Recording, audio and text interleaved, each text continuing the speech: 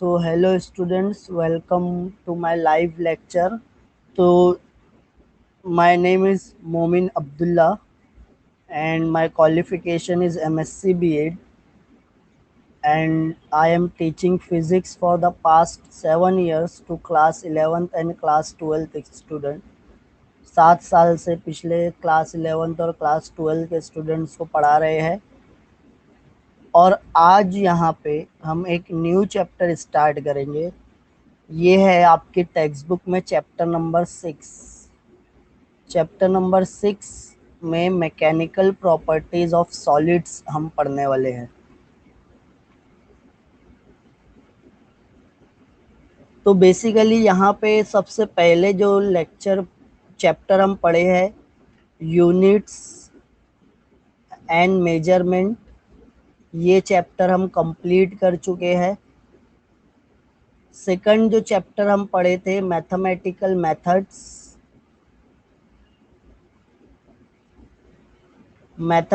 Methods, ये chapter भी complete हो चुका है हमारा। उसके बाद जो थर्ड चैप्टर हम पढ़े थे साउंड्स, तो ये 3 चैप्टर हम अभी तक कंप्लीट कर चुके हैं। It is completed. और जो हाँ श्रुति हाय हाय, तो जो चैप्टर कंप्लीट हो गया है हमारा, तो जो स्टूडेंट्स लेट ज्वाइन हुए हैं या बाद में आए हैं तो उनको बता दूं कि यहाँ पे ये लेक्चर्स रिकॉर्डेड है ऑलरेडी। आप लर्न टैब में जाके रिकॉर्डेड सेशन देख सकते हैं।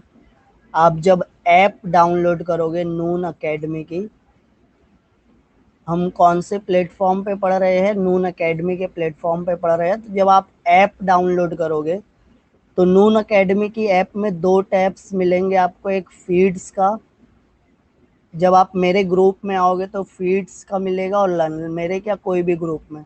तो लर्न वाले टैब पे आपको क्लिक करना है।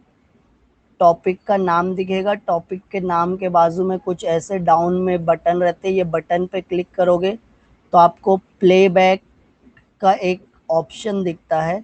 वो प्लेबैक पे आप क्लिक करके प्रीवियसली जो रिकॉर्डेड वीडियोस है वो देख सकते हो। और यहाँ पे ऑलरेडी कुछ क्वेश्चंस अपलोडेड है जिसका आप क्विज ऑन खेल सकते हो 1 to 1, जिसके आपको पॉइंट्स मिलते हैं। और लेक्चर के बीच बीच में मैं ब्रेकआउट सेशन भी लेता हूँ। ब्रेकआउट सेशन में क्या होता है, 2 ग्रुप बन जाता है, कुछ ग्रुप्स बन जाते हैं, 2 या 2 से ज़्यादा। एक ग्रुप में कुछ स्टूडेंट्स रहते हैं, दूसरे ग्रुप में मैं जब क्वेश्चंस पूछता हूँ तो आप आपस में डिस्कस करके इसका आंसर दे सकते हैं। इसके भी आपको पॉइंट्स मिलते हैं, राइट। तो यहाँ पे बहुत इंटरेस्टिंग वे में हम पढ़ते हैं। आप यहाँ पे सिर्फ मैं नहीं पढ़ा रहा हूँ, आप ग्रुप में डिस्कस भी कर सकते हैं अपने फ्रेंड्स के साथ। तो without any delay we are going to start our chapter number 6, mechanical properties of solid. कौन सा चैप्टर पढ़ने वाले हैं हम, mechanical properties of solid. Solids की मैकेनिकल प्रॉपर्टी पढ़ने वाले हैं। तो यहाँ पे सबसे पहले हम इंट्रोडक्शन का पार्ट पढ़ने वाले हैं, उसके बाद इलास्टिक बिहेवियर ऑफ सॉलिड्स पढ़ेंगे, और स्ट्रेस क्या होता है, स्ट्रेन क्या होता है वो पढ़ेंगे। तो सबसे पहले सॉलिड क्या होता है ये पता है क्या? सॉलिड के पास कुछ प्रॉपर्टीज आप पढ़े होंगे। स्टेट ऑफ मैटर, कितने 3 स्टेट ऑफ मैटर है, उसमें से सबसे फर्स्ट स्टेट हम सॉलिड बोलते हैं। हाँ, फर्स्ट लेक्चर है, ये चैप्टर का फर्स्ट लेक्चर है। ऑलरेडी 3 चैप्टर कंप्लीट हो चुके हैं। सबसे पहले वही बोला ना मैं कि यूनिट्स एंड मेजरमेंट कंप्लीट हो गया है, मैथमेटिकल मेथड्स कंप्लीट हो गया है, साउंड कंप्लीट हो गया है। तो यहाँ पे अभी हम नेक्स्ट चैप्टर हमारा स्टार्ट कर रहे हैं, 4th चैप्टर, और टेक्स्ट बुक में ये है 6th चैप्टर। टेक्स्ट बुक की पेज नंबर 100 पे आपको मिल जाएगा। 6th चैप्टर है मैकेनिकल प्रॉपर्टीज ऑफ सॉलिड्स। तो इसका हम इंट्रोडक्शन देखते हैं पहले।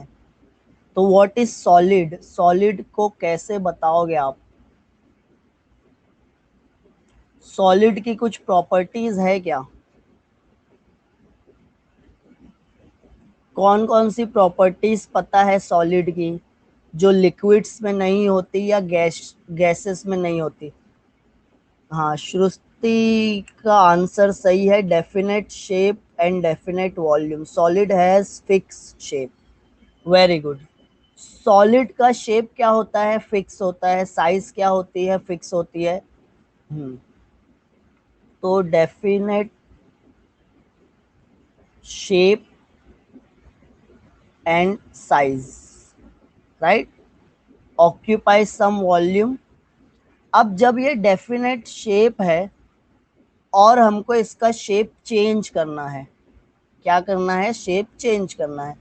सपोज रबर बैंड देखे हो ना आप, ये एक रबर बैंड है, ये अभी टेबल पे रखा हुआ है। बट सॉलिड कैसे बने हैं? Solid is made up of atoms and molecules. Atoms से बने हैं, मॉलिक्यूल से बने हैं। तो ये कुछ एटम्स और मॉलिक्यूल्स को मैं मेंशन कर रहा हूँ जो सॉलिड्स में है। अब इसके बाद आप इंटरमॉलिक्यूलर फोर्सेस पढ़े हो क्या? ये फर्स्ट एटम, ये सेकंड, ये थर्ड, ये फोर्थ, ये fifth and so on. Intermolecular forces के बारे में पढ़े हो? और इंटरमॉलिक्यूलर फोर्सेस क्या होता है कि हर पार्टिकल दूसरे पार्टिकल पे फोर्स एक्सर्ट कर रहे हैं, राइट। सब पार्टिकल्स क्या कर रहे हैं? एक दूसरे पे फोर्स एक्सर्ट कर रहे हैं। Force of attraction between the two particles. दो पार्टिकल्स के बीच में जो फोर्स ऑफ अट्रैक्शन होती है, हम उसको इंटरमॉलिक्यूलर फोर्सेस बोलते हैं। ये जो मटेरियल है, ये क्या है आपका? रबर बैंड है। रबर बैंड अभी टेबल पे रखा हुआ है। तो ये जो मॉलिक्यूल्स नेट फोर्स एक्सपीरियंस कर रहे हैं वो जीरो है। मॉलिक्यूल्स मूव नहीं हो रहे हैं ना, तो ये जो भी फोर्स एक्सपीरियंस कर रहे हैं वो क्या है? अभी जीरो है। अब सपोज मैं क्या करता हूँ, ये रबर बैंड एक रिजिड सपोर्ट से हैंग कर देता हूँ। ये आपका क्या है? Rubber band. इसको क्या किया मैं? ऊपर टांग दिया। ये एक मॉलिक्यूल, ये दूसरा मॉलिक्यूल, ये तीसरा मॉलिक्यूल, ये चौथा, ये कुछ मॉलिक्यूल सर। अब मैं इसके फ्री एंड पे क्या करता हूँ? फोर्स अप्लाई करता हूँ। तो जब मैं इसके फ्री एंड पे फोर्स अप्लाई करूंगा, या एक ब्लॉक, इंटरमॉलिक्यूलर फोर्सेस जीरो है। साथ में कैसे है देखो, ये यहाँ पे मैं बता देता हूँ। ये एक मॉलिक्यूल है 1, ये एक मॉलिक्यूल है 2, ये एक मॉलिक्यूल है 3। मॉलिक्यूल 2 को फर्स्ट वाला भी अट्रैक्ट कर रहा है और थर्ड वाला भी अट्रैक्ट कर रहा है। मॉलिक्यूल 2 को कौन अट्रैक्ट कर रहा है? फर्स्ट वाला भी अट्रैक्ट कर रहा है और थर्ड वाला भी अट्रैक्ट कर रहा है, राइट। तो अगर फर्स्ट वाला इसको राइट साइड में 5 न्यूटन फोर्स से अट्रैक्ट कर रहा है और थर्ड वाला इसको लेफ्ट साइड में 5 न्यूटन से अट्रैक्ट कर रहा है, तो ये दोनों डायरेक्शन में सेम है, इक्वल एंड अपोजिट फोर्सेस है। तो नेट फोर्स हम क्या बोलते हैं? जीरो होगा। फॉर एग्जाम्पल एक और एग ले लो। मॉलिक्यूल्स, अच्छा ठीक है, चलो इसको ना थोड़ा सी और अच्छे से समझ लेते हैं। अब क्या करना है हमको? देखो यहाँ पे मेरे पास फर्स्ट मॉलिक्यूल है, सेकंड है, थर्ड है, फोर्थ है, फिफ्थ है, सिक्स्थ है, सेवंथ है, और ये लास्ट में एक 8। ये 8 मॉलिक्यूल की अभी कुछ फिक्स प्लेस है ना। मेरे को क्या करना है? इनको डिस्प्लेस करना है। तो मैं क्या किया? एक मास लगा दिया। तो जब मैं मास अटैच कर दूंगा फ्री एंड पे, तो ये फर्स्ट मॉलिक्यूल सेकंड, ये मॉलिक्यूल्स कहाँ पे मूव होने वाले हैं? डाउनवर्ड में मूव होने वाले हैं क्या? फर्स्ट मॉलिक्यूल हमको यहाँ पे मिलना चाहिए था, बट वो क्या हुआ, डाउनवर्ड में मूव हो गया, अब हमको यहाँ पे मिल रहा है। सेकंड मॉलिक्यूल भी नीचे मिलेगा, थर्ड मॉलिक्यूल भी नीचे मिलेगा, फोर्थ भी, फिफ्थ भी, सिक्स्थ भी, सेवंथ भी, एट्थ भी। ये समझ में आ रहा है कि एक रबर बैंड है, जब उसको मैं हैंग किया हूँ एक रिजिड सपोर्ट से, तो मॉलिक्यूल्स की पोजीशन फिक्स है, वो मोशन में नहीं है। उनको क्या करना है, डिस्प्लेस करना है। तो अगर मेरे को डिस्प्लेसमेंट करना है तो मैं क्या किया, एक फोर्स अप्लाई किया। और वो फोर्स कैसे अप्लाई किया, मैं मास लगा के। मास पे क्या हो रहा है, जी एक्ट हो रहा है। जी क्या है, एक्सीलरेशन ड्यू टू ग्रेविटी। और फोर्स का फॉर्मूला क्या होता है, मास इनटू एक्सीलरेशन। तो मैं फोर्स अप्लाई कर दिया डाउनवर्ड डायरेक्शन में। जब मैं फोर्स अप्लाई किया तो ये मॉलिक्यूल मूव हुए क्या डाउनवर्ड में, रबर बैंड स्ट्रेच हो गया।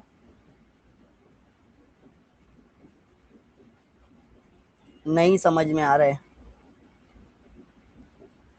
एक बलून है, क्या है ये, बलून। ये बलून का मेरे को शेप चेंज करना है। अभी क्या किए, बलून को फुला के रखे है, इसमें क्या है, अंदर एयर है। बलून के जो मॉलिक्यूल्स है वो अभी अपनी जगह पे है, राइट। तो अगर मेरे को इसका शेप चेंज करना है तो मेरे को बाहर से कोई फोर्स अप्लाई करना पड़ेगा ना। यस और नो? अगर हमको बलून का शेप चेंज करना है तो मेरे को क्या करना पड़ेगा, एक्सटर्नल फोर्स अप्लाई करना पड़ेगा। मैं एक्सटर्नल फोर्स अप्लाई किया, यहाँ से प्रेस कर दिया तो इसका शेप चेंज हो जाएगा। शेप चेंज हो रहा है मतलब मॉलिक्यूल्स डिस्प्लेस हो गए क्या, शेप चेंज हुए मतलब मॉलिक्यूल्स का क्या हुआ, डिस्प्लेसमेंट हुआ। यही चीज रबर बैंड में भी हो रही है। रबर बैंड में क्या करना है, मेरे को इसका स्ट्रेच करना है, इसकी लेंथ चेंज करना है, या हम बोल रहे हैं लेंथ इंक्रीज करना है। तो मैं क्या करूंगा, फोर्स अप्लाई कर दूंगा, इसको स्ट्रेच करूंगा। स्ट्रेच करने के लिए मेरे को क्या अप्लाई करना पड़ेगा, एक्सटर्नल फोर्स। यस और नो? एक्सटर्नल फोर्स अप्लाई करेंगे जब भी मॉलिक्यूल अपना शेप और साइज चेंज करते हैं, ये सबको पता है। तो ये एक्सटर्नल फोर्स जो हम अप्लाई कर रहे हैं ना, हम इसको बोलते हैं डीफॉर्मिंग फोर्स। और जो शेप में चेंज हुआ है, हाँ वो सब आंसर यहाँ पे मिल जाएगा आपको, थोड़ा सी वहीं पे आएंगे। अभी जस्ट लेक्चर स्टार्ट हुआ है, तो पेन को क्यों नहीं स्ट्रेच कर पाते हो वो भी देखेंगे हम। मटेरियल के अलग अलग प्रॉपर्टीज होती है, वही पढ़ने वाले हैं हम। Change in shape and size, थोड़ा सी रुको, आपको आपका आंसर मिलेगा आगे ये चैप्टर में। ये जो आप पूछ रहे हो ना sir, why can't we stretch a pen, तो इसका आंसर आपको यही चैप्टर में मिलने वाला है।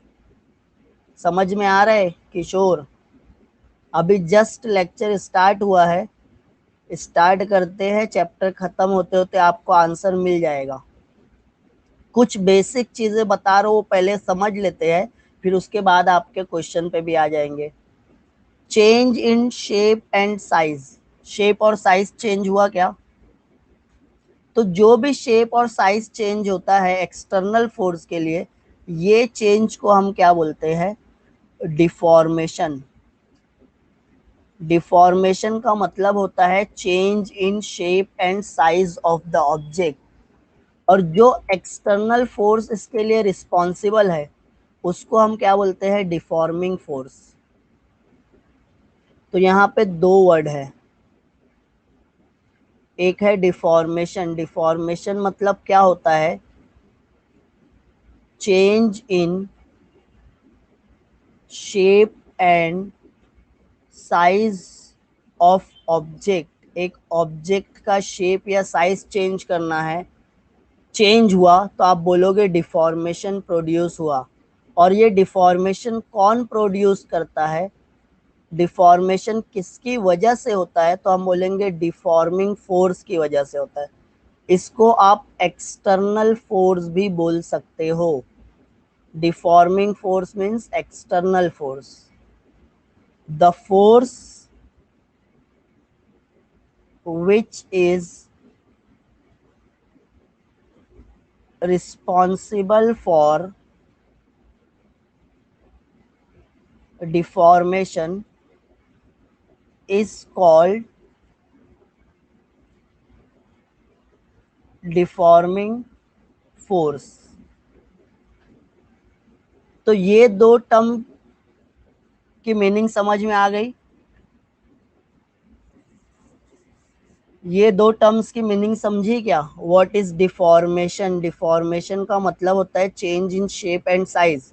What is deforming force, external force. The force which is responsible for deformation is called as deforming force. ये इतना समझ में आता है अपने को, ठीक है। चलो फिर से आ जाते हैं, ये फर्स्ट मॉलिक्यूल, ये सेकंड मॉलिक्यूल, ये थर्ड, ये फोर्थ, ये फिफ्थ और ये सिक्स। रबर बैंड था, मैं फोर्स अप्लाई किया और इसको स्ट्रेच कर दिया। फर्स्ट मॉलिक्यूल डिस्प्लेस हो गया क्या,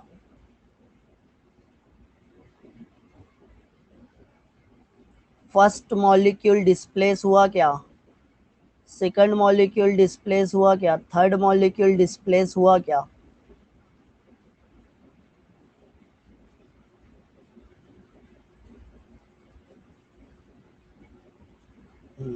मॉलिक्यूल कहाँ पे मूव हुए, डाउनवर्ड में। सेकंड भी डाउनवर्ड में, थर्ड भी डाउनवर्ड में, फोर्थ फिफ्थ सिक्स सब डाउनवर्ड में। क्यों, क्योंकि जो डायरेक्शन में मैं फोर्स लगाऊंगा वही डायरेक्शन में तो मॉलिक्यूल मूव होंगे। तो एक रबर बैंड था, आप उस पे क्या किए, फोर्स लगा के, मतलब एक मास सिचुएट करके आप उसको स्ट्रेच कर लिए। अब ये चीज बहुत इंपॉर्टेंट है, बहुत ध्यान से सुनना है। अगर मैं ये फोर्स रिमूव कर दूंगा तो आफ्टर रिमूवल ऑफ फोर्स क्या होने वाला है, ये मैं हटा देता हूं। रबर बैंड है, उसको स्ट्रेच किए, स्ट्रेच कब हुआ, जब मैं फोर्स अप्लाई किया। कौन सी फोर्स अप्लाई किया, मैं डिफॉर्मिंग फोर्स अप्लाई किया।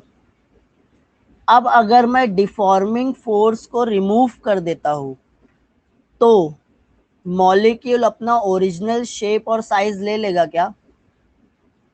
आफ्टर रिमूवल ऑफ फोर्स क्या होने वाला है, ये प्रवीण, पवन कुमार, हाँ सही बोल रहे हो आप, back to original place. Back to original place को हम क्या बोलेंगे, ये रबर बैंड अपना ओरिजिनल शेप रीगेन कर लिया। It is going to regain its original shape and size. जो ओरिजिनल शेप और साइज है वो रीगेन कर लेगा, यस और नो।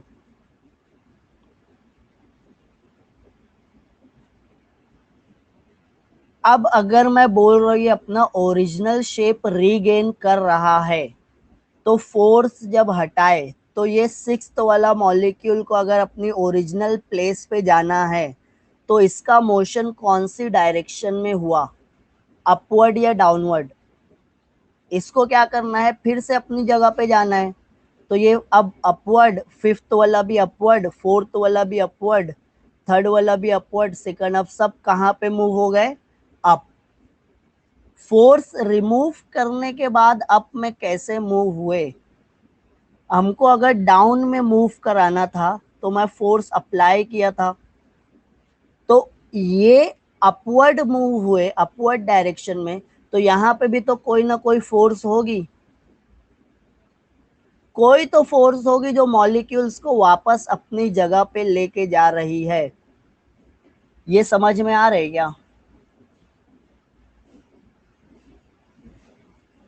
कोई तो फोर्स है जो मॉलिक्यूल्स को वापस अपनी जगह पे लेके जा रही है, इंटरमॉलिक्यूलर फोर्सेस।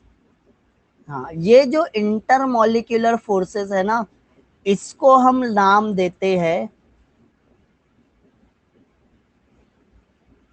Restoring force. इसको मैं क्या बोलूंगा? Restoring force.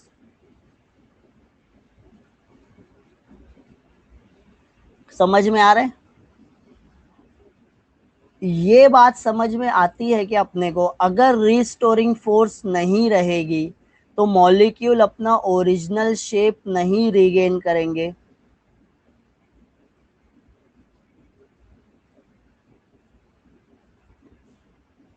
If there is no restoring force, then molecules or this object will not regain its original shape.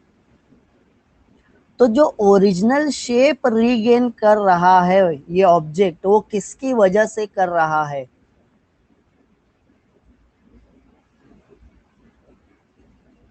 किसकी वजह से कर रहा है? What is the reason, main reason? Intermolecular forces. वही इंटरमॉलिक्यूलर फोर्सेस को अब हम ये चैप्टर में क्या बोलने वाले हैं? Restoring force. क्या बोलेंगे हम? रीस्टोरिंग फोर्स बोलेंगे। हाँ, रीस्टोरिंग फोर्स का काम क्या था? फर्स्ट मॉलिक्यूल को उसकी ओरिजिनल जगह पे लेके जाना, सेकंड मॉलिक्यूल को उसकी ओरिजिनल जगह पे, थर्ड को उसकी ओरिजिनल जगह पे, फोर्थ को उसकी ओरिजिनल जगह पे, फिफ्थ को उसकी ओरिजिनल, और सिक्स को उसकी। सब मॉलिक्यूल्स को अपनी पोजीशन पे रीस्टोर करने का काम। पोजीशन पे क्या कर रहा है? ये फोर्स रीस्टोर कर रही है, फिर से लेके जा रही है, रिटर्न। तो रिटर्न ओरिजिनल पोजीशन पे ले जाने वाली फोर्स को हम बोलते हैं रीस्टोरिंग फोर्स। इंटरमॉलिक्यूलर फोर्सेस थोड़ा सी अलग हो जाएगा। चलो अब आ जाते हैं आगे। अब मैं बोल रहा था रबर बैंड है। रबर बैंड क्या करता है? After removal of force, force, कौन सी फोर्स बोल रहे हैं? Deforming force. डिफॉर्मिंग फोर्स मतलब जो फोर्स मैं अप्लाई किया था उसको रिमूव करने के बाद रबर बैंड क्या करेगा? Regain its original shape. Right, original shape regain करेगा। बट अब आपका ना बुक का पेज है, बुक का पेज मतलब जो आप जिस पे लिखते हो वो बुक, उसका पेज है। इस पे मैं फोर्स अप्लाई किया, फिर रिमूव भी कर दिया। फोर्स को क्या किया? रिमूव किया। ओरिजिनल शेप रीगेन करेगा क्या? बुक का पेज, रबर बैंड। ठीक है, फिर आ जाता है डो। डो पता है किसको बोलते हैं? डो मतलब आटा। हाँ, जिससे हम रोटी पकाते हैं। रोटी जिससे पकाते हैं वो आटा। अब ये आटे के क्या किया? आप एक पार्ट लिए, हाँ वो इंक्रीज नहीं होगा, इंक्रीज नहीं होगा। बट अगर फोर्स थोड़ा ज्यादा लगा दिए तो फट जाएगा ना। तो फिर रिमूव करने के बाद फिर से चिपक जाएगा क्या? पहले जैसा नहीं होगा ना। डो है, आटा है। आटे पे क्या किया मैं, फोर्स लगा के शेप चेंज कर दिया। आटे को मैं स्ट्रेच कर दिया। फोर्स रिमूव करने के बाद पहले जैसा होगा क्या? आटा तो सभी देखे हो ना, घर में रोटी सबके पकती है। पहले जैसा शेप हुआ क्या? आटा स्ट्रेच होगा। अभी देखो किशोर बोल रहा था पेज तो स्ट्रेच नहीं होगा, चलो डो ले लिए। आटे का पहला कुछ अलग शेप था, मैं फोर्स अप्लाई करके उसको स्ट्रेच कर दिया। फोर्स रिमूव करने के बाद पहले जैसा नहीं हो रहा है। मतलब यहाँ पे जो फोर्स रीगेन करती है ओरिजिनल शेप, वो फोर्स नहीं है या कम है, बोल सकते हैं क्या हम ऐसा? रिस्टोरिंग फोर्स कहाँ पे है, रबर बैंड में है या डो में है? रबर बैंड में है। तो रबर बैंड को ना मैं बोल देता हूं इलास्टिक मटेरियल, और जो डो था उसको हम बोल देते हैं प्लास्टिक मटेरियल। दो प्रॉपर्टी हम पढ़ रहे हैं सॉलिड की, एक इलास्टिसिटी और एक प्लास्टिसिटी। तो रबर बैंड इलास्टिक मटेरियल है क्योंकि वो शेप रीगेन कर रहा है, शेप रीगेन करेगा। Do not regain its original shape. तो फिर मैं इसको प्लास्टिक बोल दूंगा। समझ में आया? अब ऐसे कितने मटेरियल आप बता सकते हो इलास्टिक मटेरियल की? कोई और एग्जांपल है क्या? एक तो रबर बैंड हो गया, मैं बता दिया। और कोई मटेरियल जो आप डेली लाइफ में देखते हो, फोर्स अप्लाई किए, फोर्स रिमूव करने के बाद फिर से वैसा? च्युइंगम। अच्छा ठीक है, चलो च्युइंगम लिख लेते हैं। पहले जैसा हो जाता है च्युइंगम। च्युइंगम रबर के जैसा बिहेव करता है या डो के जैसा? थोड़ा सा सोचो। च्युइंगम को गोल था, च्युइंगम कैसा था, गोल था। मैं हाथ से पकड़ के स्ट्रेच कर दिया, लंबा हो गया। फिर मैं रिमूव करूंगा, पहले जैसा हो जाएगा। तो फिर च्युइंगम कौन सा मटेरियल है, इलास्टिक या प्लास्टिक?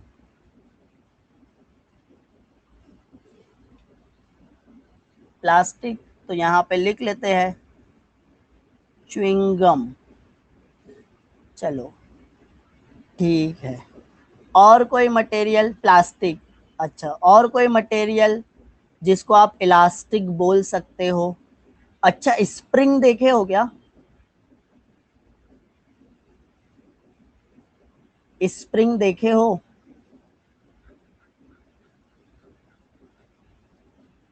ऐसा ऐसा कुछ है। दोनों एंड से मैं क्या किया, पुल किया, लेंथ इंक्रीज हो गई। फोर्स हटाने के बाद पहले जैसा हो गया क्या? डो के जैसा कि रबर बैंड के जैसा, कैसा बिहेव करेगा? तो स्प्रिंग कौन सा मटेरियल हुआ? स्प्रिंग को आप इलास्टिक बोलोगे या प्लास्टिक बोलोगे? Spring is your elastic. समझ में आ रहे हैं ना ये? और है कोई इलास्टिक मटेरियल? ठीक है चलो, ओके। समझ में आ रही है? डोंट नो, चलेगा, ठीक है। रबर बैंड और स्प्रिंग अच्छे से समझ में आ गई। यही दो मटेरियल है, थोड़ा सी अभी याद रखो, चैप्टर में आगे पढ़ेंगे अपन, और भी मटेरियल होते हैं। बट मैं अगर अभी नाम बोल दिया ना तो उसका एक्सप्लेनेशन नहीं दे पाऊंगा, क्योंकि वो चैप्टर में थोड़ा सी हम जा रहे हैं, स्लो स्लो पहुंचेंगे। चैप्टर खत्म होने तक बहुत सारे मटेरियल्स आप बोल दोगे इलास्टिक है। समझा ये? अभी फिलहाल के लिए रबर बैंड याद रखो और स्प्रिंग याद रखो। डो याद रखो, च्युइंगम याद रखो। ये समझ में आ रहा है आगे बढ़ने का? ठीक है, ये डिफॉर्मेशन डिफॉर्मिंग फोर्स पढ़ लिए। रिस्टोरिंग फोर्स क्या होता है वो देख लिए। रबर बैंड और डो में क्या फर्क है वो देख लिए। फिर रबर बैंड को हम इलास्टिक बोलेंगे, डो को हम प्लास्टिक बोलेंगे, वो देख लिए, राइट। ये इतना समझ में आ गया सबको? किसी को अभी कुछ डाउट है क्या? तो यही सब प्रॉपर्टी। अच्छा, एक मटेरियल अभी हम क्या पढ़ने वाले हैं? Elastic behaviour of solids. Solids कैसा बिहेव कर रहे हैं? इलास्टिक बिहेव कर रहे हैं, इलास्टिसिटी शो कर रहे हैं। What is the main reason? Rubber पहले जैसा हो गया, डो पहले जैसा नहीं हुआ, तो दोनों में क्या ऐसी चीज है जो मिसिंग है एक में और एक में है?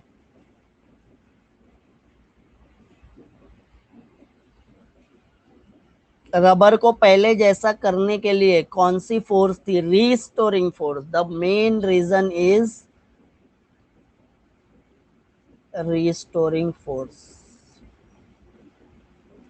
रबर में रीस्टोरिंग फोर्स थी अच्छी खासी, तो वो वापस लेके गई मॉलिक्यूल्स को अपनी जगह पे। बट डो में रीस्टोरिंग फोर्स या तो कम थी या तो नहीं थी। It is not sufficient enough. वो नेचर पे डिपेंड करता है सॉलिड को ना। अब हमारे पास हम आगे पीछे ऊपर नीचे देखते, देखो हम क्या पढ़ रहे हैं? सॉलिड को स्टडी कर रहे हैं। अब सॉलिड को जब मैं स्टडी कर रहा हूं ना, तो अभी मेरे हाथ में एक पेन टैबलेट है, राइट राइट। मेरे सामने है लैपटॉप, राइट। लैपटॉप के बाजू में है बुक्स। बुक्स के बाद कहीं तो मेरे को टेबल पे दिख रहा है रबर बैंड। फिर कहीं तो टेबल पे मेरे को दिख रही है स्प्रिंग। तो मैं क्या किया, ये सब को स्टडी किया। ये सब सॉलिड्स है ना? यस और नो? है क्या सॉलिड्स? मैं पेन टैबलेट मेरे हाथ में था, मैं किया, लैपटॉप है सामने, बुक्स है, रबर बैंड है, स्प्रिंग है, ये सबको मैं क्या किया? स्टडी किया। फिजिक्स में क्या करते हैं हम? फिजिक्स में हम हमारे जो सराउंडिंग में चीजें होती है हम उसको समझते हैं। तो मैं जब पेन टैबलेट को लिया, टैबलेट वाली पेन लिया, कुछ ऐसी थी पेन, इसको क्या किया, मैं ब्रेक कर दिया, इस पे मैं फोर्स अप्लाई किया। मेरे को पता था अगर इसका शेप चेंज करना है तो मेरे को क्या अप्लाई करना पड़ेगा? फोर्स। तो मैं फोर्स अप्लाई किया, और इतनी ज्यादा फोर्स अप्लाई किया कि ये क्या हो गया? ब्रेक हो गया। क्या हो गया? ब्रेक हो गया।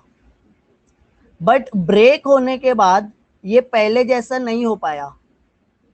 बट रबर बैंड में क्या किया, मेरे को इसका शेप चेंज करना था, मैं इसको स्ट्रेच किया, एलोंगेट किया, इसका शेप चेंज हो गया। बट फोर्स रिमूव करने के बाद ये पहले जैसा हो गया, स्प्रिंग पहले जैसी हो गई। मैं देखा बुक्स नहीं हुई, लैपटॉप पे लाके हथौड़ा मार दिया, फोर्स अप्लाई कर दिया, फोर्स रिमूव करने के बाद ये पहले जैसा नहीं हुआ, पेन टैबलेट पहले जैसा। तो मैं क्या किया, ये बेसिस पे इनकी कैटेगरी बना लिया। ये बेसिस पे कि मैं बोला ये कैसे वापस पहले जैसे नहीं हो रहे हैं। तो मेरे को ये समझ में आया, इनको जो चीज चाहिए पहले जैसा होने के लिए, एक ही चीज चाहिए। कौन सी चीज चाहिए? पहले जैसा करने के लिए इनको चाहिए रिस्टोरिंग फोर्स। तो मैं बोलूंगा रिस्टोरिंग फोर्स की वजह से अगर मटेरियल अपना शेप और साइज चेंज करता है, रिस्टोरिंग फोर्स की वजह से मटेरियल अपना शेप और साइज चेंज करता है, तो कौन सा मटेरियल शेप और साइज चेंज कर लिया? तो मैं बोलूंगा यहाँ पे है रिस्टोरिंग फोर्स, यहाँ पे नहीं है। कुछ मटेरियल्स के पास होती है रिस्टोरिंग फोर्स, कुछ मटेरियल्स के पास नहीं होती है, या तो एक लिमिट तक होती है।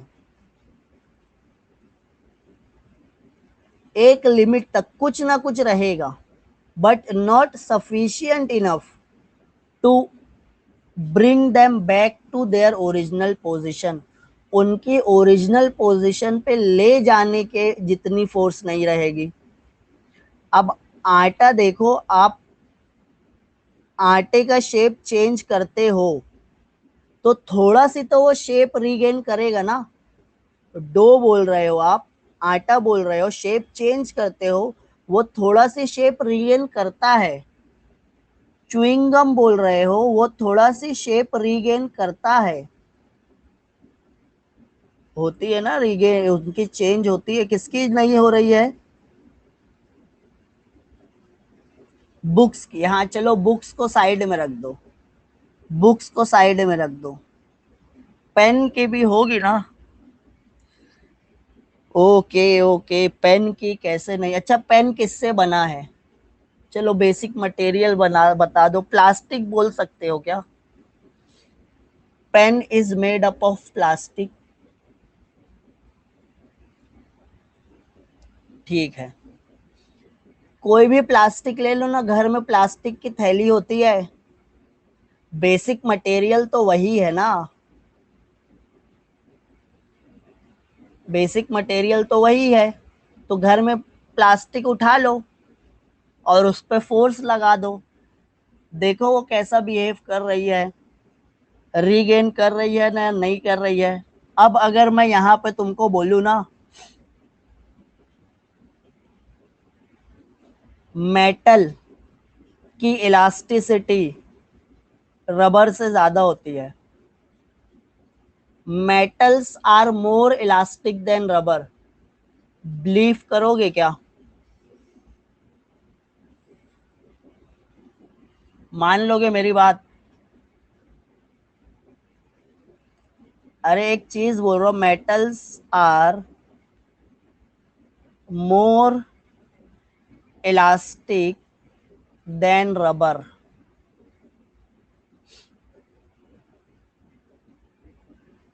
सिर्फ ऐसा बोलो हाँ या ना। हाव पे आएंगे अपन, बट अभी इतना तुम्हारे को सोच के, मेटल सोचते हो ना, एल्यूमिनियम हो गया, कॉपर हो गया, जो भी मेटल्स आपको पता है, वो they are more elastic than rubber. Rubber से ज्यादा है उनकी इलास्टिसिटी। ये बात से अग्री हो या डिसअग्री ये बता दो सिर्फ। अग्री हो तो अग्रीड लिख दो, नहीं तो डिसएग्रीड लिख दो।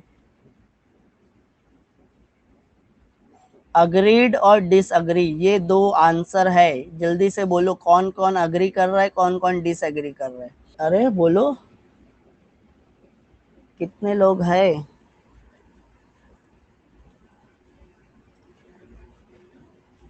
किशोर डिसअग्री कर रहा है, श्रुति को अभी तक चाहिए, रीजन बताएंगे, ये चैप्टर में सब पढ़ने वाले हैं। अभी डिसएग्री कर रहे हो, राइट? अभी सभी डिसएग्री करने वाले हैं, बट ऐसा होता है, दिस इज द फैक्ट। और ये आप अगले 2-3 दिन में मान लोगे, नेक्स्ट 2 और 3 डेज अगर मेरा लेक्चर अटेंड किए तो फिर आप बोलोगे, 3 दिन बाद फिर से यही मैं पूछूंगा आज क्या है, हाँ चैप्टर खत्म होते होते आप बोलोगे yes sir metals are more elastic than rubber. तुम्हारा परसेप्शन चेंज होने वाला है। हाँ हाँ हाँ हाँ, स्पून में नहीं होता, हो सकता है होता होगा, थोड़ा सी अच्छे से देखने की जरूरत है। चलो ठीक है, ओके ओके। तो बहुत सारी चीज ना अभी पढ़ने वाले हैं चैप्टर में, जिसका सब हर क्वेश्चन का आंसर तुमको मैं अभी नहीं, आज के लेक्चर में नहीं बता सकता। समझ में आया? इसका आंसर कब पता चलेगा? नेक्स्ट 2 और 3 डेज के बाद। Getting it? नेक्स्ट 2 और 3 डेज में ये चैप्टर खत्म होते होते आपको ये आंसर मिल जाएगा। अभी हम क्या कर रहे हैं, चैप्टर का ABCD पढ़ रहे हैं। फर्स्ट लेक्चर है, बेसिक पढ़ रहे हैं, थोड़ा सी एडवांस पढ़ेंगे, फिर उसको अप्लाई करेंगे, तो ये पॉइंट पे आपको समझ में आएगा एग्जैक्टली। तो हम क्या कर रहे हैं, अरे बेटा बहुत बेस्ट बुक है ये, जो महाराष्ट्र स्टेट बोर्ड की बुक है ना। मैंने 3 सिलेबस पढ़ा हूँ। एक तो जब मैं था 11th और 12th में, जब पढ़ा था, ये कब की बात है, 2006। मेरा 12th कब हुआ, 2006 में हुआ। तो मैं ये बुक पढ़ा हूँ 2006 में, 11-12 की बुक। फिर उसके बाद मैं 2014 में बन गया टीचर, पढ़ाने लगा, तब एक बुक पढ़ा। और अब आ गया 2020 में न्यू बुक आ गई, तो ये बुक पढ़ा। तो मैं क्या किया हूँ, सेम स्टैंडर्ड की 11th और 12th की 3 जनरेशन वाले की बुक पढ़ लिया हूँ, 1, 2 और 3। एंड अभी तक की सबसे बेस्ट बुक जो आप पढ़ रहे हो वो है, अभी तक की सबसे बेस्ट बुक जो आप पढ़ रहे हो वो है। इससे पहले तुम पूछते ना ये किशोर की सर ये इससे पहले वाली बुक उतनी कॉम्पिटिटिव नहीं थी, बट अभी वाली बुक में आपको बहुत सारी चीजें मिलने वाली है। आप पहले स्टेट वाला पढ़ो अच्छे से, स्टेट लेवल का अच्छे से पढ़ो, उसके बाद NCERT भी आप साथ साथ में पढ़ सकते हो, बट पहले आपको स्टेट लेवल पढ़ना पड़ेगा। समझ में आ रहे? क्या हुआ ना, अच्छा मैं तुम लोग को बता देता हूँ। अब एक्चुअली चैप्टर पढ़ाना था, बट तुम लोग क्वेश्चन पूछ लेते हो और फिर मेरे से रहा नहीं जाता। देखो, सबको पता है अभी तक ना महाराष्ट्र बोर्ड वाले बच्चे नीट क्रैक नहीं कर पा रहे थे अभी तक। ऐसा सुने हो क्या तुम लोग? हाँ, मैं ना तुम्हारा लेक्चर लेता हूँ 2:30 से 3:30, उसके बाद 4 to 5 12th को पढ़ाता हूँ मैं यहीं पे। दूसरा ग्रुप भी है मेरा 12th में। तो देखो, महाराष्ट्र बोर्ड वाले ना अभी तक नीट नहीं क्लियर कर पाते थे। क्यों? क्योंकि सिलेबस में बहुत ज्यादा गैप था। आप 12th के बोर्ड में कुछ अलग पढ़ते थे, फिर नीट के लिए कुछ अलग पढ़ना होता था, एकदम बहुत ज्यादा गैप था। बट अब जो न्यू बुक आई है, गैप बहुत कम रह गया है। समझ में आ रहा है मैं क्या बोल रहा हूँ? नीट और बोर्ड गैप कम कर दिए, बहुत कम हो गया है। तो आपको पहले बोर्ड का तो पढ़ना ही है, क्योंकि आप 12th बोर्ड का दे ही रहे हो। फिर उसके बाद नीट के लिए NCERT पढ़ लो, NCERT की बुक भी पढ़ना है तुमको। तो तुमको दोनों पढ़ना है, बट पहले बोर्ड वाला पढ़ो, बोर्ड में आपको बेसिक्स मिल जाएगा। फिर उसके बाद NCERT पढ़ोगे तो तुमको अच्छे से ये समझ में आ जाएगा। इजी टू अंडरस्टैंड, समझता है ना। पहले जब इंग्लिश लैंग्वेज सीखते हैं तो ABCD सीखना पड़ता है, फिर वर्ड्स सीखते हैं, फिर सेंटेंस बनाना सीखते हैं, फिर पैराग्राफ लिखते हैं, फिर एस्से लिखते हैं, राइट। तो ये स्टेप बाय स्टेप जाना पड़ता है सबको। अब कोई नर्सरी में जा रहे हैं, फर्स्ट स्टैंडर्ड में जान रहे हैं, तो वो ऐसे तो लिख नहीं लेता डायरेक्ट, सबको यहीं से स्टार्ट करना होता है। तो आप भी यहीं से स्टार्ट करो, 11 की बुक अच्छे से पढ़ो, 12 की बुक अच्छे से पढ़ो, तो फिर NCERT आपको इजी लगेगा। सिर्फ बोर्ड से नहीं होगा, आपको नीट के लिए NCERT भी पढ़ना होगा। It is a fact. But जब आप बोर्ड पढ़ने के बाद एनसीईआरटी पढ़ोगे ना तो इजी हो जाएगा। और आप अगर बोर्ड ही नहीं पढ़े और एनसीईआरटी डायरेक्ट उठा लोगे तो कुछ नहीं समझेगा। समझ में आ रही है बात क्या बोल रहा हूं मैं? पहले एबीसीडी सीखो, फिर वर्ड्स बनाना सीखो, फिर सेंटेंस बनाना सीखो, फिर पैराग्राफ लिखो, फिर एस्से लिखो। तो पहले 11 पे फोकस करो। 11 की अभी एक बुक है तुम्हारे पास जो पढ़ रहे हैं हम, वो अच्छे से पढ़ लो। फिर 12 की बुक पढ़ोगे आप। ये दोनों मिला दो, एनसीईआरटी आपका 80% हो गया। 80% सिलेबस सेम है। फिर रह गया 20, तो 20 तो पढ़ लोगे फिर आप। समझ में आ रहा है?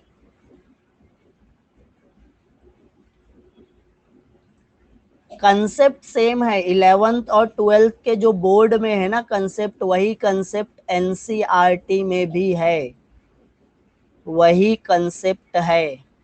80% आपका कवर हो जाएगा अगर आप 11th और 12th की बुक अच्छे से पढ़ लेते हो। फिर बचा 20%, तो उसके लिए मैं बोल रहा हूँ एनसीईआरटी पढ़ना जरूरी है।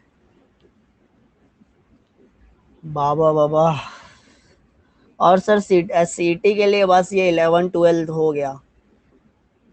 11 के सिलेबस में से 20% आता है सीटी में, 12th में से 80% आता है।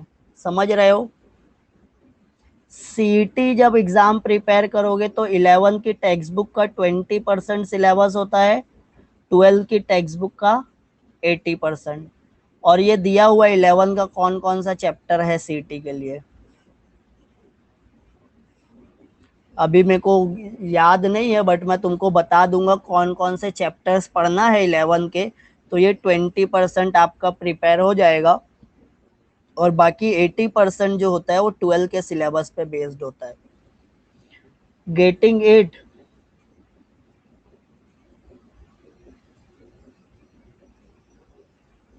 आगे स्टार्ट करने का अपने को अब सिलेबस।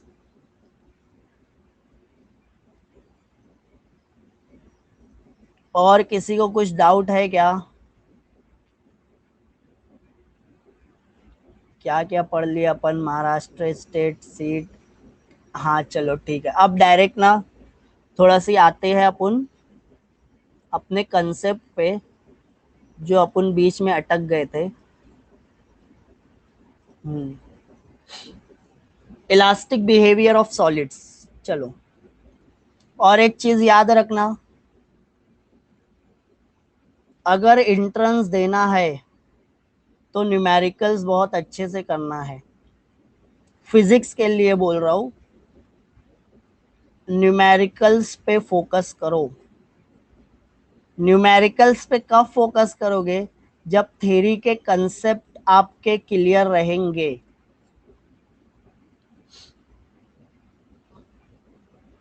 और यहाँ पे अभी 11 में ना तुमको बहुत टाइम है। अपन यहाँ पे न्यूमेरिकल्स भी करने वाले हैं और बहुत ज्यादा न्यूमेरिकल्स करने वाले हैं। समझ में आ रहा है? टेक्स्ट बुक के कुछ न्यूमेरिकल्स मैं करा दूंगा, बाकी के न्यूमेरिकल्स आप कर लेना। नून अकेडमी पे अपन सब पढ़ने वाले हैं। मैं 11 का भी लेक्चर लेता हूँ, मैं 12 का भी लेक्चर लेता हूँ, इसके बाद मैं सीटी भी पढ़ाने वाला हूँ। Getting it? यस। चलो, इलास्टिक बिहेवियर। तो इलास्टिक बिहेवियर का ना मेरे पास एक ही रीजन समझ में आ रहा है। इन्फॉर्म कर देंगे आप ग्रुप में, मैं बता दूंगा तुमको। इलास्टिक बिहेवियर करना, हाँ चलो ठीक है, थोड़ा सी ना अभी स्पीड जाते हैं। इलास्टिक बिहेवियर का एक ही रीजन समझ में आ रहा है मेरे को। वो क्या समझ में आ रहा है? Restoring force. If the restoring force is sufficient enough, then the material will be elastic.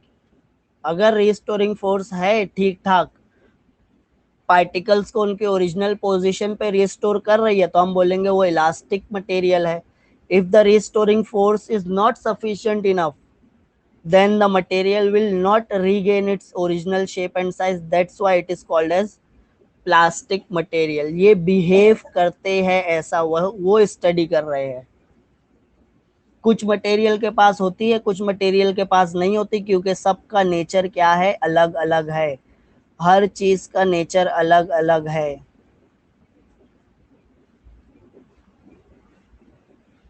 यहाँ पे ना जितने भी स्टूडेंट है, कितने स्टूडेंट्स है अभी, चार। चारों सेम सिचुएशन में सेम बिहेव नहीं करेंगे, अलग अलग बिहेव करेंगे। एक ही सवाल का मेरे को चार तरीके से जवाब मिल सकता है। तो चलो मैं ना अब इलास्टिसिटी की डेफिनेशन लिख लेता हूँ। अगर बॉडी अपना ओरिजिनल शेप रीगेन कर रही है आफ्टर रिमूवल ऑफ फोर्स, तो उसको इलास्टिक मटेरियल बोलेंगे। इलास्टिसिटी, इलास्टिसिटी क्या है? The property by which material body regain its original shape after removal of force is called elasticity। ऐसी प्रॉपर्टी मटेरियल की जिसमें मटेरियल अपना शेप रीगेन करते हैं, बट कब? After removal of deforming force is very important. समझ में आ रहा है कि after removal of deforming force, force remove करने के बाद ही समझ में आएगा अपने को कि वो ओरिजिनल शेप रिगेन कर रहे हैं। कि अगर डेफिनेशन में तुम ये नहीं लिखते हो ना, तो पूरी डेफिनेशन का 0 मार्क्स। तो सबसे इंपॉर्टेंट है after removal of force, shape regain किया फोर्स रिमूव करने के बाद, इलास्टिसिटी। शेप नहीं रीगेन किया तो वो वाली प्रॉपर्टी को हम बोलते हैं प्लास्टिसिटी।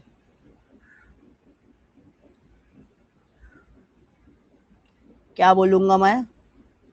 प्लास्टिसिटी। प्लास्टिसिटी को कैसे डिफाइन करूंगा?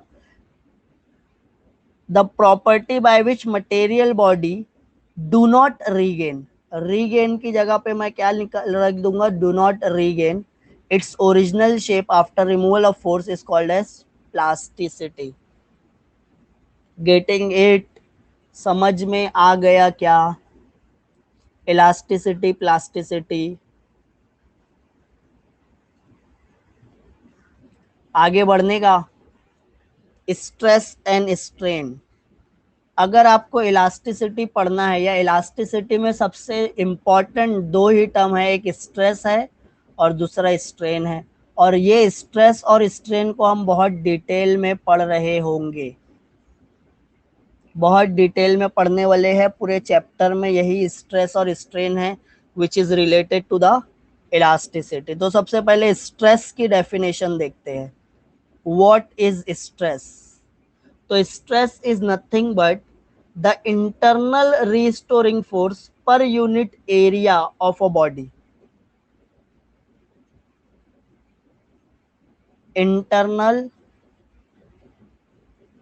Restoring force upon area.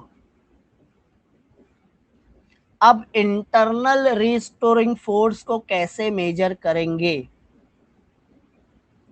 वो तो बॉडी के अंदर वाली फोर्स है, उसको मेजर नहीं कर सकते हम।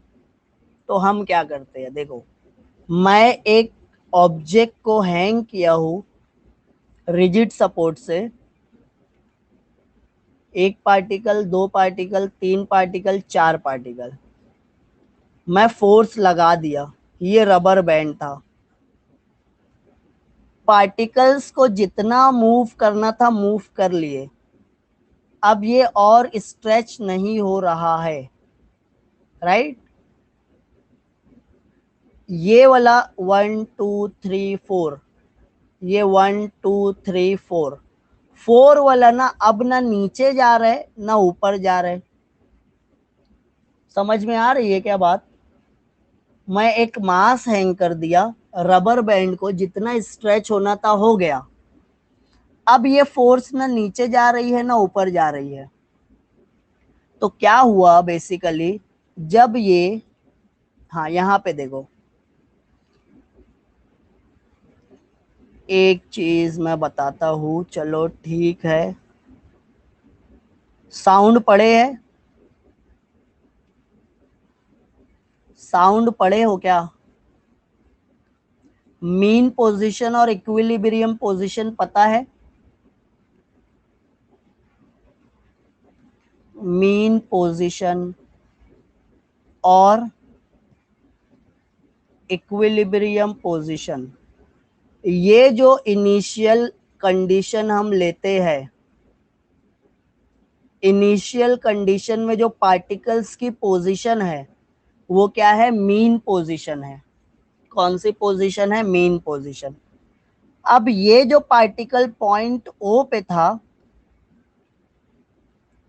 ओ पे था, मैं उसको क्या किया, 5 सेंटीमीटर डिस्प्लेस कर दिया, 5 सेंटीमीटर राइट में लेके गया। अब मैं बोल रहा हूं ना, इस पर रिस्टोरिंग फोर्स एक्ट हो रही है, जो इसको क्या करेगी, अपनी ओरिजिनल पोजीशन पे ले जाने वाली है।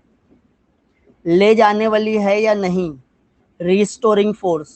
तो ये पॉइंट से पी से वापस ले जाना है, फिर एक पॉइंट है क्यू, क्यू से वापस ले जाना है, फिर एक पॉइंट है ए से वापस ले जाना है। पॉइंट पी, क्यू और ए, ये तीनों पॉइंट से सेम पार्टिकल को वापस लेके जाना है। तो तीनों पॉइंट से वापस ले जाने के लिए सेम फोर्स लगने वाली है क्या? तीनों पॉइंट से पी से रिटर्न ले जा, तो ज्यादा फोर्स कहां पे लगने वाली है? ए से। सबसे दूर, इसको सबसे ज्यादा डिस्टेंस ए से है, तो ए से सबसे ज्यादा फोर्स लगेगी। यस और नो? चलो आ जाते हैं यहां। जैसे ही ये फोर्थ पार्टिकल नीचे आया, यहां पे आ गया, यहां पे एक फोर्स आ गई। कौन सी force? Internal restoring force. Distance कम है, और ये जो एक्सटर्नल फोर्स है ना, मैं इसको बोल रहा हूं 10 न्यूटन है। कितनी अप्लाई किया मैं? ये 10 न्यूटन। तो ये जो फोर्थ वाला पार्टिकल नीचे आना स्टार्ट हुआ था, पहले कम था डिस्टेंस, तो इंटरनल रिस्टोरिंग फोर्स भी कम थी। कितना थी? 3 न्यूटन, जो इसको वापस ले जाना चाहती थी। बट ये फोर्स तो मैं रिमूव नहीं किया हूं ना, 10 न्यूटन वाली इसको नीचे लेके जा रही है, 3 न्यूटन वाली इसको ऊपर लेके जा रही है। कहाँ पे जाएगा ये फोर्थ वाला? ऊपर या नीचे? नीचे जाएगा। फिर ये नीचे आया, नीचे आया तो डिस्टेंस बढ़ गया क्या? नीचे आया तो डिस्टेंस बढ़ा। मीन पोजीशन से डिस्टेंस बढ़ा या नहीं बढ़ा? पहले कम डिस्टेंस पे था, अब ज्यादा डिस्टेंस पे आ गया। तो जब डिस्टेंस बढ़ा तो ये वाली फोर्स भी बढ़ गई। कौन सी? जो इसको वापस लेके जाने वाली है। ये फोर्स कितनी हो गई? 5 न्यूटन हो गई। ऊपर वाली अब 5 हो गई यहां पे, राइट। और नीचे कितनी है? 10 ही है। तो अभी कहाँ मूव होगा? अभी कहाँ मूव होने वाला है? ऊपर जो फोर्स लेके जा रही है वो बढ़ के 5 हो गई, नीचे वाली फोर्स कितनी है? 10 ही है। डाउन, डाउन में मूव होगा। फिर वो जैसे जैसे नीचे आते जाएगा, ये डिस्टेंस मीन पोजीशन से बढ़ते जाएगा क्या? अगर ये डिस्टेंस बढ़ रहा है तो रीस्टोरिंग फोर्स भी इंक्रीज हो रही है, 5 से वो 10 हो गई। कितनी हो गई? ये पॉइंट पे वो कितनी हो गई? 5 से 10। तो ये 10 इसको अब ऊपर लेके जा रही है। थोड़ा सा ये इसको 10 न्यूटन वाली फोर्स ऊपर लेके जा रही है और नीचे कितना लेके जा रही है 10 न्यूटन वाली फोर्स। जितनी फोर्स ऊपर लेके जा रही है उतनी फोर्स नीचे है। यस। तो इक्वल एंड अपोजिट फोर्सेस है, तो ये कहाँ मूव होने वाला है, ऊपर जाने वाला है या नीचे। रिमेन एट, हाँ, तो जितना स्ट्रेच होना था उतना हो गया, अब वो रुक गया। समझ में आया मतलब, जितना स्ट्रेच होना था हो गया, अब वो रुक गया। After elongation has been completed, elongate हुआ, elongate हुआ, स्ट्रेच होते गया और अब रुक गया, तो मैं क्या बोलूंगा, internal restoring force is equal to external deforming force. ये रहेगा क्या, जितनी फोर्स अपवर्ड में उतनी फोर्स डाउनवर्ड में। तो मैं एक्सटर्नल को क्या किया, कैलकुलेट किया और मैं बोला ये पॉइंट पे दोनों इक्वल थे। समझा क्या।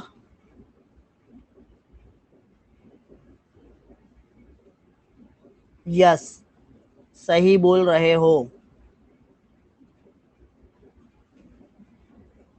हाँ हाँ, तो यही से मैं स्ट्रेस का फॉर्मूला लिखता हूं। क्या लिखता हूं,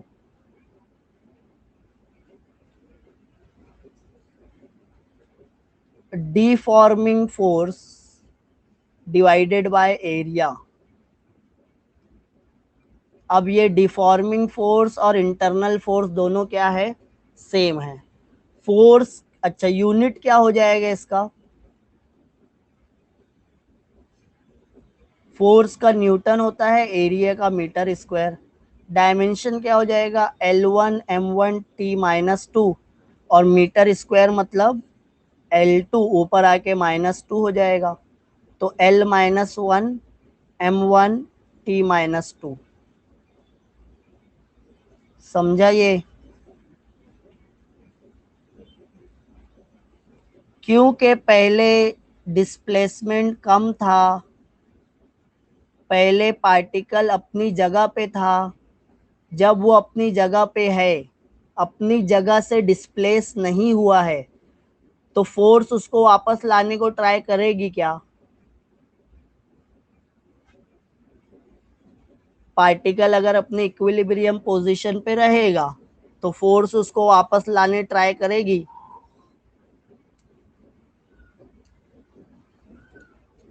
नो, तो नहीं ट्राई करेगी मतलब रिस्टोरिंग फोर्स जीरो रहेगी। फिर वो 1 सेंटीमीटर आगे गया, तो अब 1 सेंटीमीटर वापस लाने के लिए जो फोर्स इसको लग रही है वो 1 न्यूटन।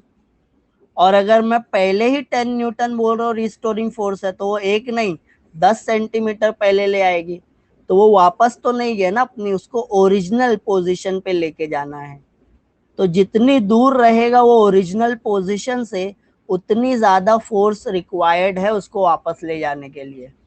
यही से हम बोलते हैं restoring force is directly proportional to the displacement from the mean position. ये है रिस्टोरिंग फोर्स और ये है पार्टिकल का डिस्प्लेसमेंट, कहाँ से, मीन पोजीशन से।